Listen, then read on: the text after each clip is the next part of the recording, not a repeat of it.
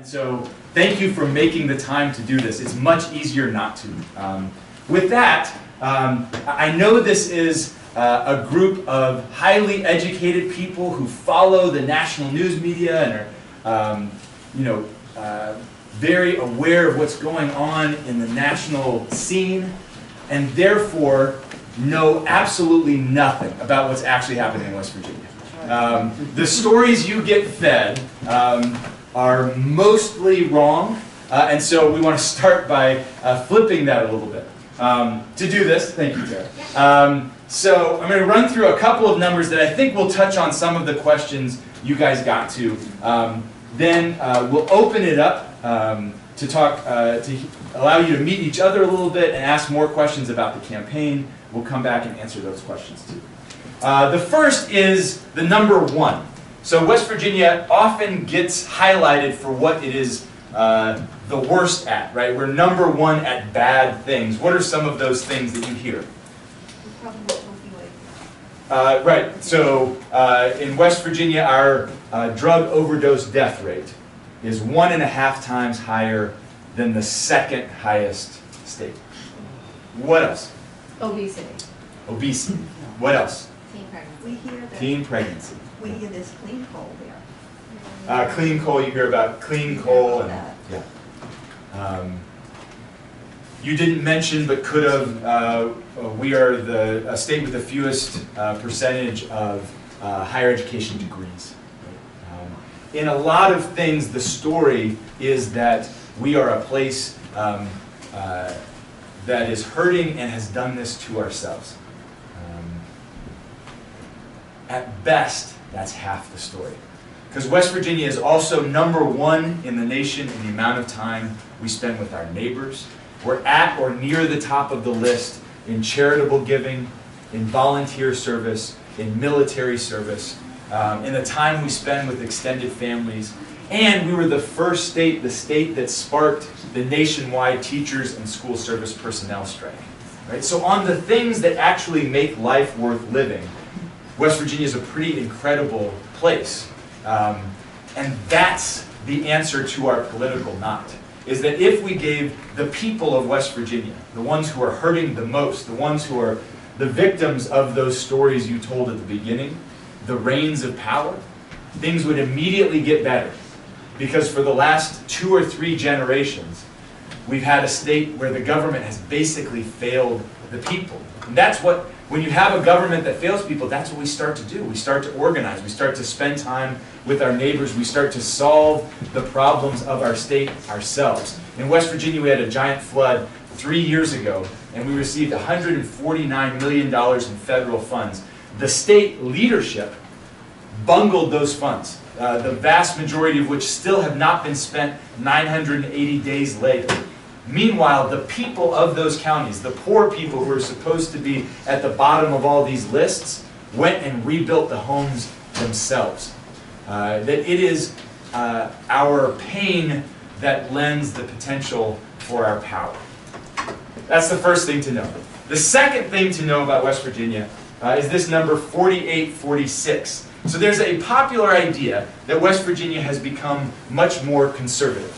Right? Or perhaps that we are a Trump country, we're a red place. Sometimes the way people talk about it is that we vote against our own interests. For 82 years, Democrats held power in West Virginia. And the lives of poor and working people got worse, especially over the last 20 and 30 years. That is a fact. So when you have a vast array of voters rejecting a party, the best thing to do isn't to say, y'all don't know what's really going on. It's to listen. And if you listen to West Virginians, the people who helped put them and their families in the dire straits we were talking about were mostly Democrats. And that's a fact we have to get comfortable with. It doesn't mean we can't win, but it's something we can't pretend isn't true. The opportunity, in part, is that West Virginia voters have changed. 65% of us used to be registered Democrats, and now it's 45%. But that 20% of voters that left the Democratic Party essentially all of them became independents. They didn't become Republicans. And what the plurality of West Virginia voters right now are saying with their votes is that we don't trust either party. That is a scary thing, and it's an opportunity. This happens every 30 or 40 years in American history, that a moment of crisis puts us to a choice. And the two choices are, do we choose white nationalism, or do we choose an inclusive populism, the kind of thing that brings us Medicare, the kind of thing that brings us the Civil Rights Act, where people across race and class say, we are going to take government back into our hands. This number represents a poll that was taken after Trump's victory, near the height of Trump's popularity, showing that when polled, likely voters in West Virginia favor Bernie over Trump, 48 to 46. So there's an opportunity, but the opportunity is one that will not be won by a traditional campaign in either party. So the last thing that people ask is, and that you guys sort of hit on, is how do you possibly change things, right? How do you, in a state that is so poor, how can you actually make a difference? And that's how we get to the last number. The last number is $525 million. If the wealthiest West Virginians, including our governor, who has more than 10,000 times the wealth of a median West Virginia citizen, if he and his buddies paid even the same cumulative tax rate as the cashier at Dollar General, we would raise $525 million a year in new revenue like that. And West Virginia, like Rhode Island, is a small place. $525 million goes a long way. That disparity is how you break an economy, right? And that's what's happened in West Virginia. This is actually the wealthiest time in West Virginia history. But it doesn't feel that way because that wealth leaves. It leaves through severance taxes. It leaves through our upside-down tax structure, individual taxes. It leaves through property taxes, where out-of-state landowners are paying less on their taxes. Gas companies are paying less for their water than the people in our state. If we do this, just to give you an idea, if we make those with the most pay even the same as everybody else, we have enough money to pay for every West Virginia kid who wants to go to college, technical college, apprenticeship, medical school, still have enough money to left over to make sure that every working family has childcare, and then still have enough money left over to make sure our teachers and school service personnel are paid at a rate higher than any neighboring state. That is the opportunity. When you starve a people and a government for so long, that hunger allows for the kind of big change we actually need to live in dignity. Why so many people leaving? Why are so many people leaving West Virginia? Yeah, I mean, because 41 a day. yeah, it's a net population loss of 41 people a day. Because there's an obscene and horrible amount of misery. That the drug crisis, there's no one it hasn't affected. We have families that can remember getting by on one job that now need 3. If you walk into a classroom, a first grade classroom like my son's, you're more likely to find a child who will grow up and overdose than one who will grow up and be a doctor. There's plenty of reason, if we act in a way where each of us is an individual actor, if that's how we, if it's like, how do I protect myself, how do I protect my family, it's not irrational to want to leave a place where there's that much pain. That's why people are leaving. Yeah. My name is Caitlin. I was wondering if you could elaborate. You mentioned childcare, which is particularly of interest to me, and I'm sure as a parent, appreciate this question. What is your opportunity or vision to not only support improved access to childcare as work support, but improving the quality so that we can really demonstrate outcomes for our youngest learners? Yeah, we have to pay childcare workers a lot more. That's one start, and then we have to make it universally available. In rural areas, it's especially hard to do. There's lots of places in West Virginia where the closest place you can get reliable childcare is an hour away, hour and a half away. And so the only way you do those two things, increase standards and pay people more on the one hand and create more access, is by investing heavily in it. And luckily, this is the wealthiest time in West Virginia history, and there's plenty of money if we just keep it here and invest it in those things. And this goes across the board. This is not just in West Virginia, right? But the people who do the hardest work, the people whose job absorbs the most trauma, are the ones we pay the least. And that has to change. Yeah, that's how we think about it. What would you, anything you would add? Anything you're seeing here that we should be learning from? It is an interesting balance to understand, like we have shortages, right? So particularly around infant toddler care, there's not proper access for low-income families.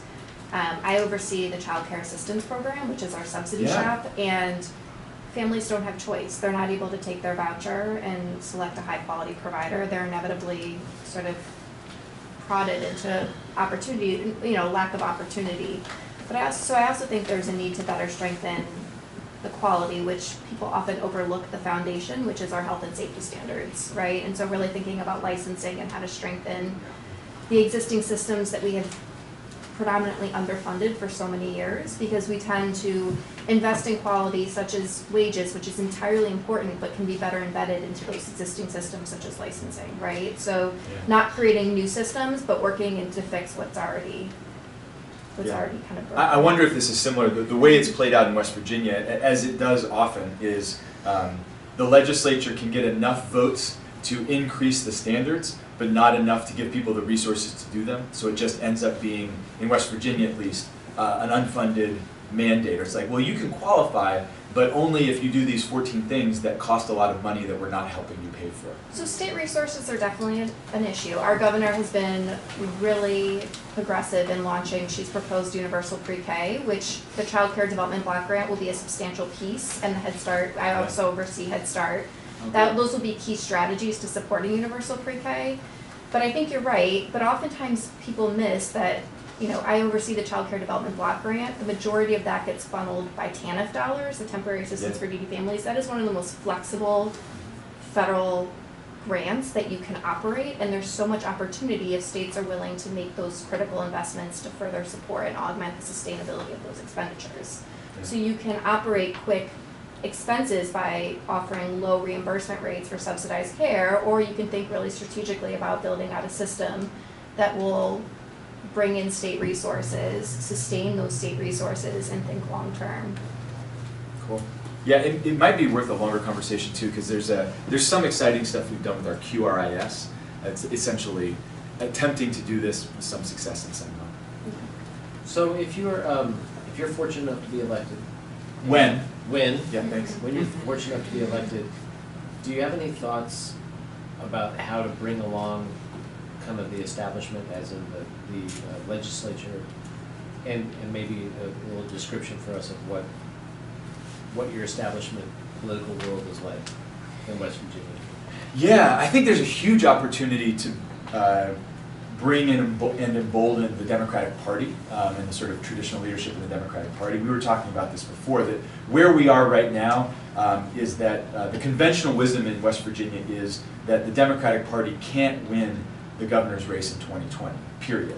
And we actually think that's half true, that the Democratic Party, as it currently is, can't. But if we spend the next 2 years building political infrastructure, then after the primary, the tradition and sort of in the bylaws of the Democratic Party, the apparatus of the gubernatorial candidate merges for the general with the party apparatus. So the infrastructure we build, like literally there's a moment in time where that happens. And this might be a good moment to describe what that infrastructure looks like in West Virginia. Is that okay? Okay, I need a volunteer. Go ahead, Ben. Yeah. Everybody give Ben a round of applause for being courageous. First year at Brown University. Yes, all right, Ben. You're right here. So Ben is not just Ben for this exercise. Ben represents a sophisticated but traditional gubernatorial campaign in West Virginia. Okay? So In West Virginia, that means a staff of 5 to 10, so core leadership, and 20 or 30 strong volunteers. You can actually win a gubernatorial race with a Ben, but you can't achieve the kind of fundamental change we're talking about, where you drastically, dramatically shift the balance of power in the economy, which is what we're up against. So it's not enough for us to run Ben versus Ben and win. And it's not enough in this political environment with the Democratic Party. So instead, can we have everyone from Tara to John? Can you guys stand up? All right, everybody look at these guys. These guys represent our county teams, the county teams that our campaign is building in each of the 55 counties. So imagine there's another 50 of them standing behind them. Each one of these teams, each one of y'all, are already in place. So we've recruited over 150 or 60 captains across all 55 counties. We've held 42 town halls in 42 of the 55 counties. We're averaging 50 people a night in rural West Virginia. 20 of those people on average are staying afterwards to start organizing and strategizing. The idea is that by doing all of this and by having y'all learn from each other, by the end of the election, each one of you is as powerful as a Ben. Each one of you is 5 or 10 core leaders and 20 or 30 strong volunteers. So we've multiplied the infrastructure by 55. Good start, but we're not done yet. Can everyone from here to Aaron stand up? So these guys represent the second piece of the infrastructure we're building. These are our constituency teams. So veterans organizing veterans, students organizing students, people in recovery organizing people in recovery, social workers, Muslims, LGBTQ, pastors, gun owners, you name it, right? Because here's the thing, when government's failing, it means that most of the people of West Virginia aren't represented. And so we want to change that. So you guys have a year and a half, 2 years, to build up enough political power so that each one of you is as strong as a Ben. And all of this is made a lot easier for 2 reasons. One, you're not Veterans for Smith or Roane County for Smith. Your Roane County can't wait. Your veterans can't wait. We're building from the beginning independent political power. The second thing that makes it easier is that you guys get to learn from each other. If we just spent 2 years trying to build a veterans group in West Virginia, a political apparatus, that would be a ton of work. But it actually gets a lot easier if the veterans group and the LGBTQ group and the social workers group are all learning simultaneously. So when a mistake gets made, we all get to learn from it. When someone does something really smart, we all get to learn from it. Make sense? All right, we're almost there. Can everybody else please stand? So take a look at these guys. These are our candidates. Right? And there are 55 currently, and we're adding more every week. Running for city council, county commission, state delegate, magistrate, etc. And the goal is to have at least 100. I think that's a conservative goal. We don't have many conservative goals. We don't own your campaigns, but we're offering candidate training for all of you. We provide campaign staff training for your folks. We connect you to all of this apparatus so that when we're doing a town hall, you guys can just come and piggyback. And we get to learn from each other. There's starting in June, a monthly conference call where you guys get to trade ideas. The idea is that by the end of it, your field operation is as strong as a Ben, right? 5 or 10 core people and 20 or 30 volunteers. So that on election day, the 20 volunteers you bring for city council and 20 for county commission and 20 for delegate and 20 for senate and 20 for the governor's race, instead, we all have 100 people working for each of us, for all of us. It's the oldest idea in politics, right? Running a slate. But in this moment of personality politics, it doesn't happen as much as it should. But it's an idea that's familiar to folks in West Virginia, a lot of other rural areas, because this used to be how we could get a little bit of power, was by binding together.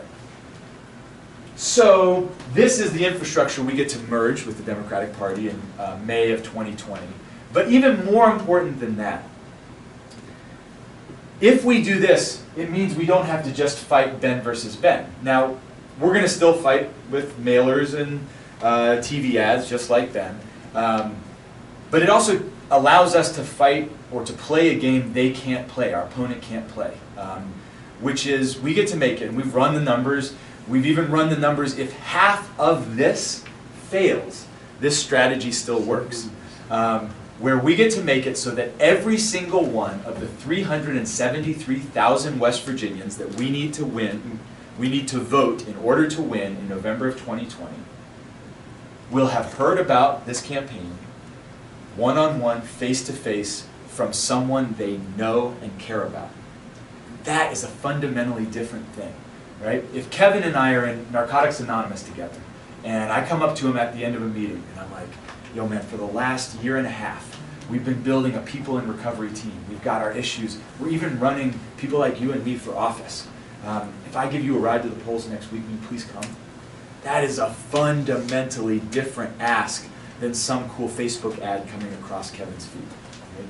And that's how we think we win, and it's how we win not just the governor's race, but in order to govern in the way we want to, we have to win the legislature, and we have to have enough people outside the government to pressure to make sure we do all the things that we need to do. You guys can sit down. Thank you, Ben.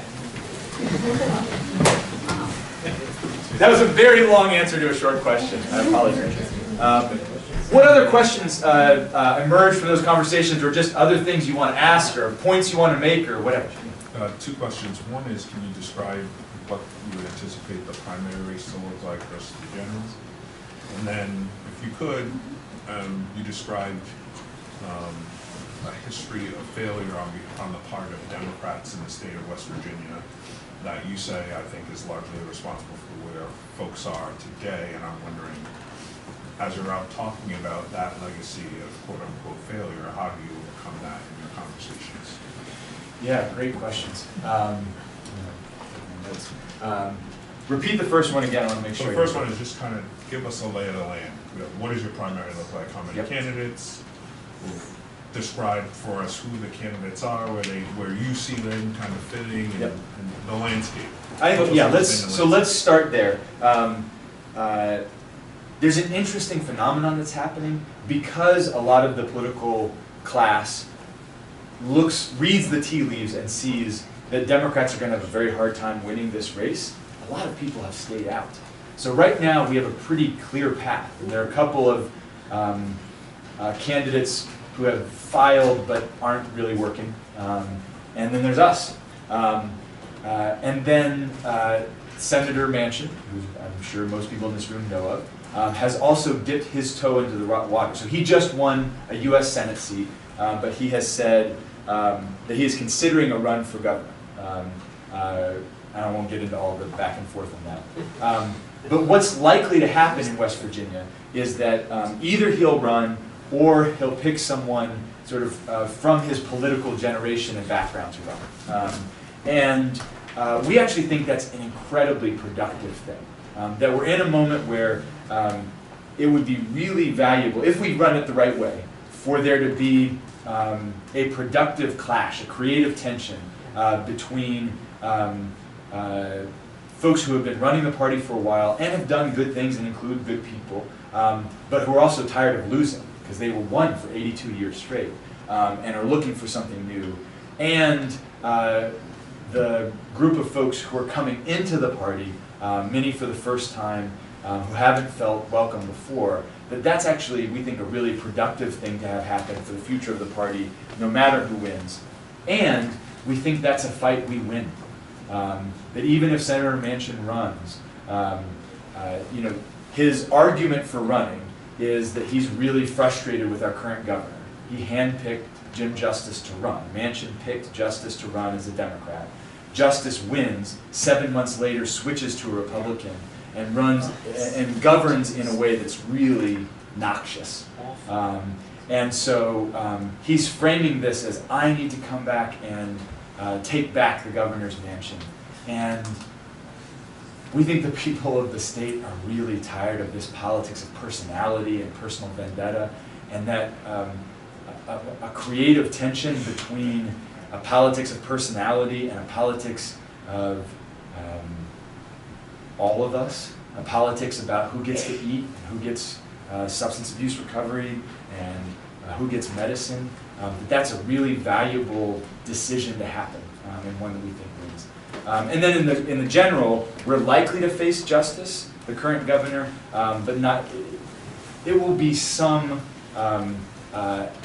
very wealthy individual who is out of touch and has spent a lot of time hurting people in West Virginia. Someone just announced today that the two leading candidates in the Republican Party are a billionaire coal baron and casino owner who doesn't pay his taxes or his bills or his mine fees, on the one hand, and Heard that story.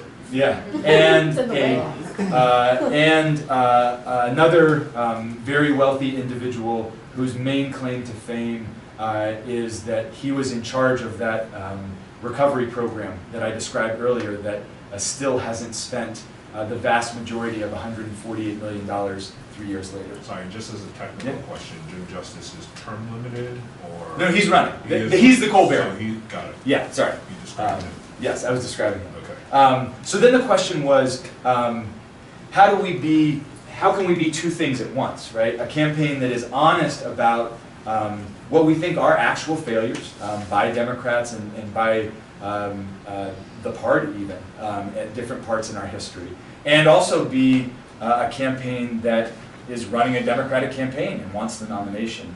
I'll be honest, we thought that was going to be harder than it is.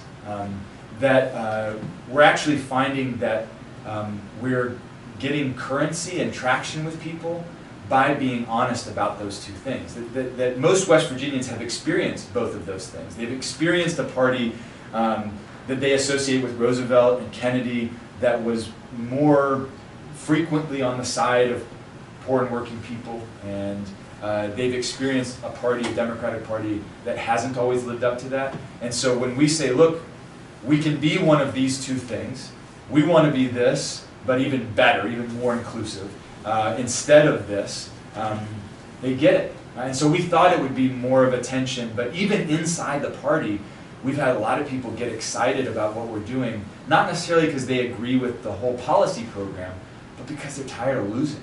And this idea and the work we're doing to bring hordes of new people into the party, into the political process, is something that has people excited, especially the generational shift too.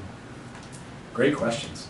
Maybe a couple more. Yeah. So I can say from living in rural Rhode Island and being the chair of my town committee, I think we spoke about this. Yeah. So we've lost for the last 100 years. Our town council has been Republican ruled, and it's been really hard, and we're doing the same thing every 2 years and failing, because why wouldn't it fail?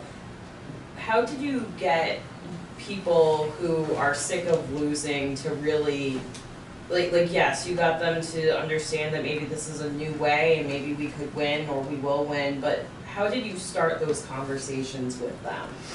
Yeah, what a great question. So part of the answer is that I didn't do it. Right? One person has no shot of pulling off what you just described, and that the organizing that's been happening for, in some ways, the last 20 years, especially over the last 8 or 10 years, and then especially over the last couple of years with the teachers and school service strike and a lot of other labor action, that those conversations have been happening in lots of places, and we can't and don't want to try to take credit for that, because we think it's a lie that we're the answer. So that's one, is just, and so we spend a lot of time honoring the movement work that's happened over the last generation and lifting that up and turning, one of the things we see as our job is that a sort of absurd amount of attention gets spent on a governor's race. And so this spotlight comes at you, and it wants to make it all about you, because that's the way we tell stories. And we're sort of like,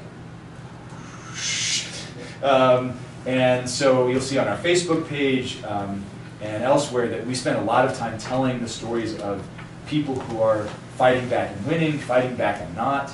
And so it becomes a narrative about all of us, but it's already there. We're just telling it. So that's one answer to your question. A much more practical answer is that 5 or 6 years ago, the organization I used to run started a candidate training program. And we've trained over 225 people to either run or work on campaigns. And so that helped kick up the dust of these conversations. A couple of years ago, with allies inside the Democratic Party, we brought a Working Families Party to West Virginia. That helped kick up these conversations. And then the first meeting of our campaign was actually 14 months ago. And we didn't announce for 10 whole months. For 10 months, all we did was one-on-one conversations about what this should look like, and did way more than 1,000 of those conversations. And so there was an obscene amount of groundwork that was laid so that by the time we came out, we had an idea of what kind of an infrastructure it would take to actually win. So, yeah. Thank you. And then we'll see if it works. Maybe 2 more questions? One more, I'm sorry. No, don't. Well, I grew up in Idaho, which I have a feeling is maybe similar in this dynamic, in that there's a ton of people who, come hell or high water, just will not trust government. Yeah. And you can't do anything right ever at all. If you have that component in West Virginia, how do you talk to them? Yeah, I mean, so we do. And the scary part is it's rational in some ways, right? Because people have seen government over and over and over again fail to deliver and make their lives better. In fact, they've seen it do the opposite. Take more from them. We talked about the tax structure. Yes, we have it. It's rational, which is the scariest part. It's the hardest part about what we're doing, because in order for us to win, and we think we've got a really good shot, but in order for us to win, 51% of people have to believe in something that's almost fundamentally irrational, that government can represent most of the people instead of just a few. And so the answer to your question is, the way we all get there is to do way more listening than talking. And what that practically looks like is most of my day, in an average day in West Virginia, is that I spend a couple of hours doing call time, where mostly what I'm doing is asking people what they want for the state and seeing if we can find common ground, and then asking them for money. And then I do an hour and a half of one-on-one phone calls with people who might be our next constituency captain or county captain, whatever. So I'm asking them about what they want for the state, and I'm hoping to recruit them to then go ask lots of other people what they want and to listen. And then the rest of the day I'm in a county asking, before we do those town halls I mentioned, we usually do 5 to 7 meetings in union halls, in drug rehab programs, in food pantries, in small businesses, asking people what it would look like if we had a government that worked for everybody, what would actually change things. And so the experience that people have of the campaign is not that we have all the answers. The experience they have of the campaign is that we're curious about what they want. And it seems to mostly be working. We're really proud of the fact that along the tour, we've had the chance to meet with 4 small town Republican mayors or county commissioners along the way, conservative Republicans. And we've been able, in each case, to get them to say they'll vote for us.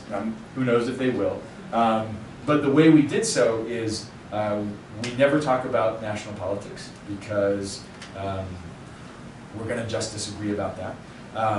But there's this phenomenon, and I imagine it exists here too, where there are Republicans in West Virginia, not all of them, but there are Republicans in West Virginia who are Republican for the same reason I'm a Democrat, which is that their fundamental desire is to get the good old boys out of the way. And there's opportunity. That there are people who run for mayor or county commissioner in West Virginia as Republicans because they're tired of the tax giveaways that were mostly put into place by Democrats, and they just want to get something done. And the good old boys at their county level, who have 3 families have held power for 85 years, they wanted to end that, and so do we. So Yeah, does that answer your question? Yeah, sure, thank you. Yeah, go ahead. I think Paul mentioned 41 people live West Virginia. Yeah, 41 people, it's 41 people a day, our net population loss of 41 people a But day. for this number, and you mentioned it's mostly because of the misery, like poverty level. I mean, do you have an idea about the unemployment rate in West Virginia? And as the governor, what's your plan to work and increase mostly employment rate in West Virginia? And also, even though you don't know yet who could be your potential opponents in the primary or the general elections, have you already identified your potential? I mean, what makes you undefeated? Yeah.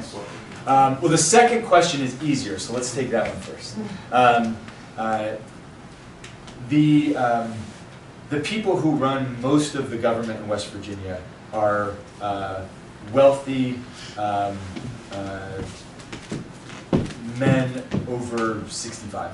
And so it's actually fairly easy. We get to run pretty much the same campaign regardless of who our opponent is, where we're offering something that is fundamentally different than the political establishment. And that is both in me as a candidate, but also in all of this infrastructure we're building. The second question is a good one to end on, and then we'll switch to we'll take a small break. And I need 2 volunteers for this question. The question was, how do we build the economy of the state? And that's the most important question for a governor. So I need 2 volunteers. Can't be Ben again. He's already showed up. Lang. All right, go ahead, come up. Lang, I'm sorry. Come on up, Lang. That's just one. We need one more. Come on, Dre. Not fair. Thank you, Dre. Thank you, Lang. All right, everybody else give them a round of applause because they were more courageous than me. Okay, do you mind being the bad guy? Sure. Okay. So Lang represents out-of-state landowners, big banks, out-of-state monopolies. Right? Lang is dominating West Virginia's economy right now. But he's one strategy. There are a lot of people in West Virginia, Democrats and Republicans, who argue that our job ought to be to chase more Langs. We get some more Langs, we get some jobs, right? We answer the problem. There's another way to build an economy, and that's Dre. So Dre represents small businesses, union shops, farmers, artists, right? The engines of the local economy. Right? And it won't surprise you that we've spent a long time doing everything we can for Lang and leaving Dre in the lurch. Right? Let's examine this strategy real quick. This is a little bit of a quiz. I think you guys can handle it. When Lang makes lots of money in West Virginia, does that wealth stay in West Virginia? No. Okay, good. You're 1 for 1. When Lang makes an important decision about our land or water or communities, does that decision get made in West Virginia? No. Almost certainly not. Lang is a big deal. He's on the New York Stock Exchange. If he wants to boost his stock price, is it easier for him to do so by cutting jobs or adding jobs? Cutting. Yeah. Roughly, we're making a lot of generalizations here, but generally speaking, cutting jobs. How about Dre? When Dre makes more money in West Virginia, does that money, most of it, stay local? Yep. When he makes decisions about our neighborhoods and communities, do those decisions get made in West Virginia? Yep, generally. It's one of the reasons why Dre spends a lot more of his wealth back in the state. Right? Lang will make donations to local groups, but mostly only enough that keeps people on his side. But Dre's out there doing all kinds of stuff to help people all over the place. And then when Dre makes more money, does he add jobs or cut jobs? Adds. He adds lots of them, right? Some talking point that everybody knows is that small businesses are the engines of the economy that create the most jobs on the whole. So here's the opportunity. We have spent the last 156 years in West Virginia bending over backwards for Lang and making life miserable for Dre.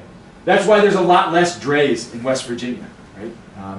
We spend to the tune of $1 billion to $2 billion, it depends a lot on how you count, giving money back to Lang that he then takes somewhere else. And therefore that money doesn't go to Dre. So you have a completely upside down imbalance of power. That's why we don't have as many Dre's. And I want to put a fine point on this. It's why we don't have a middle class anymore, right?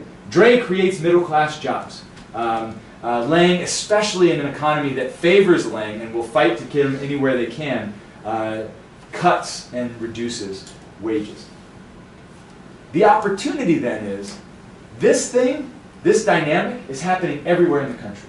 Everywhere in the country is fighting for Amazon and Lang and Walmart, etc. And every place in the country, at a state level, is making things harder for Dre. Some state will be the first to flip it, to take the hundreds of millions of dollars, billions of dollars a year in that state's wealth, and instead of investing it massively in Lang so he can take it away, you invest it in Dre. And there's two simple ways to do that. One is infrastructure, so Dre has the ability to compete and start a business. And the other is indirect tax breaks and capital for Dre. Whichever state is the first to flip it will create a huge competitive advantage. It's how we answer the question of keeping our people here and attracting people from all over the state, all over the country, to West Virginia. It's how we rebuild our middle class. And here's the best part. Dre is actually who we are.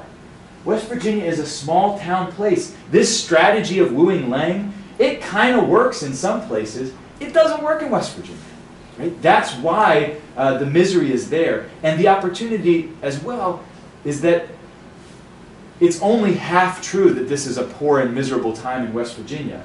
Because if we stop doing this, if we stop giving all of our wealth away, we actually have plenty. This is the wealthiest moment in West Virginia history right now. We could have the best roads and schools and wages that we've ever had. But we have to keep our wealth and invest it in our own people instead of sending it to companies that are taking it away from us. Can I play devil's advocate for Yeah, do! That's the fun part. So I hear you and I tend to agree. You guys can sit down if you want. Thank you for saying. Let's give them a round of applause. We're just going to end your question at tend to agree. No. But the cynic in me says that as an economic development strategy, that the time it takes for Dre to expand and add those jobs versus sort of the immediate impact that Lang has by either adding or ending could create a situation for you, at least in the immediacy. Yeah, the where, chaos. like, you have chaos. So what's your response to that? That's a great question. Two things. One, our experience with Lang, in small ways this has been tried in different parts of the country, is that Lang isn't as quick to leave as you think. Because a lot of Lang's workers and a lot of Lang's executives actually want a place that has more Dre's. And so a lot of the places that get the most Langs are also places that try to invest in Dre. So one is that the exodus, we haven't seen large exoduses in places where this has been tried. Is that true in West Virginia, though? We haven't tried. And so that's one part of the answer. The other part of the answer is some of the industries that Lang thrives on, he almost can't leave. Right? The coal, natural gas industry, that we can and should be negotiating those resources way better because they have to come get them. There's a limited amount of other places they can go. And there are people in the natural gas industry we've talked to who are happy to pay more to have a state that provides better services. So anyway, that's one answer to your question is we don't think it will create as much chaos as it may originally seem. But the other part of your answer is we still want to be safe. And the way to be safe is that when this happens, when we flip who the economy works for, and this has happened before in American history, there's a huge opportunity that gets created. So essentially, West Virginia's economy, in some fundamental ways, and there's a serious economist in the room right now, so bear with me, has some symptoms of a depression, right? Where there are two fundamental problems happening at the same time. One is incredibly low workforce participation, and the other is an absolutely decimated infrastructure. And there are moments in American history where you can solve those two problems at the same time. And so that's the other answer to your question, that even if there is a big moment of crisis where a bunch of companies leave, some of that labor pool we can keep and tap into by running a massive, not forever, but a massive 5-year or so investment in infrastructure, which Does is this long. connect to your larger vision that I heard you talk about in the intro, which was restoring dignity? I would assume that would be applicable to the dignity of work. Like, how do you envision that, right? Because Yeah. you're really thinking about it at an individual level, but also creating a blueprint for an infrastructure to better support individual work. Yeah. And Exactly. I mean, and this ties back, a bunch of you asked the question about coal earlier, which I don't know if we've answered directly. But the one thing the rest of the country can learn from coal miners, and that the rest of the industries can learn from coal miners in West Virginia, is that coal miners in West Virginia took the worst job on planet Earth, a job where you were more likely to die in the mines if you were working in 1918 than if you were a soldier abroad in World War I, right? A job where you didn't even make real money, a job where the company owned the house. They took that job and turned it into a middle-class job that could raise a whole family on it. And that journey is something we have to do as a society in every single industry. And so we think that's the way into the coal debate, is to say, what are the things that coal miners fought and won here that we need to make sure happens in every single industry, so that that's how we diversify the economy, that's how we give people a place to land who used to work in that industry, is not by saying, sorry, you're never going to find a job that good ever again, but instead take that organizing and change the way government works so that those kinds of jobs, middle-class jobs with dignity, are available in lots of industries, not just one. just thinking about your son's teacher, when you watch masterful teaching, it's Yeah. like watching a surgeon, right? Right. Like that is applicable to every element of the workforce, and I think it is clear in here. Yeah.